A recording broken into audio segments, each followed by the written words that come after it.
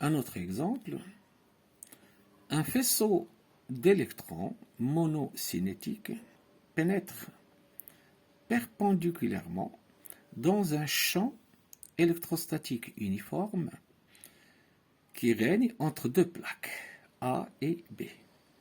J'appelle la distance qui sépare les deux plaques, je la note D.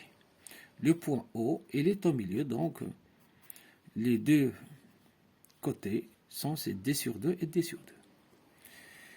Alors, on constate, si par exemple on constate que le faisceau d'électrons, au lieu de poursuivre sa trajectoire en ligne droite et sortir du point S, il dévie et sort en un point S, qu'on va appeler le point de sortie du champ.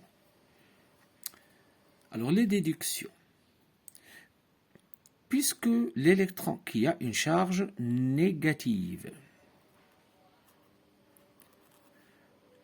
a dévié vers la plaque positive, donc il y avait une attraction vers la plaque positive, donc la plaque positive, elle est chargée positivement, l'autre négativement. Donc de ce fait, le champ électrostatique aura cette direction et ce sens, perpendiculaire aux plaques et vers les potentiels décroissants.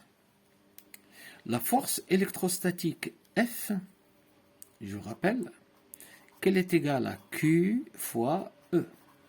La charge de l'électron est négative, c'est moins E fois E. Donc, elle aura comme sens celui opposé au champ. C'est elle qui a fait dévier l'électron vers le haut. Maintenant, quelle est la vitesse avec laquelle l'électron va sortir du champ? Donc je vais appliquer le théorème de l'énergie cinétique, mais cette fois entre O et S. La variation de l'énergie cinétique entre O et S est égale au travail de la force F entre O et S, plus le travail du poids qu'on va négliger. Cette variation, c'est 1 demi mvs au carré moins 1 demi mv0 au carré égale le travail de la force, comme nous l'avons montré précédemment, c'est la charge fois la tension qui règne entre les points O et S. Je déduis la vitesse Vs au carré, c'est V0 au carré plus 2 sur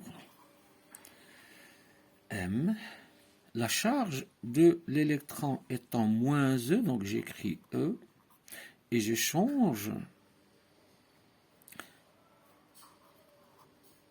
les lettres S et O, donc ça serait SO, puisque U, SO avec un signe moins, c'est UOS.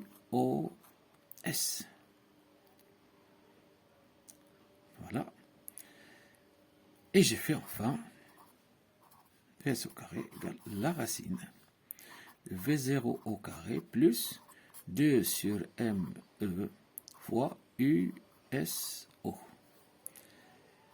Ouvrons une petite parenthèse. Alors, comment je peux déterminer USO?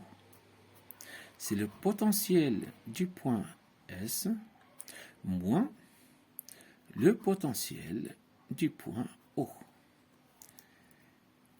Si je choisis un axe des abscisses opposé en sens au champ électrostatique, que je vais appeler X, d'origine O,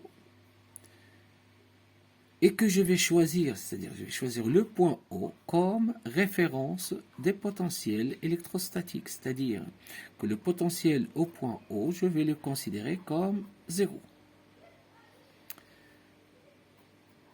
Pour le point S, son abscisse, je vais l'appeler XS.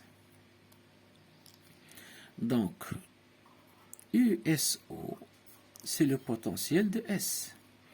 Le potentiel de S, c'est E fois XS plus constante, moins le potentiel de 0, c'est E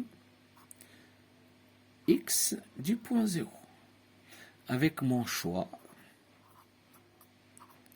nous aurons donc E fois XS.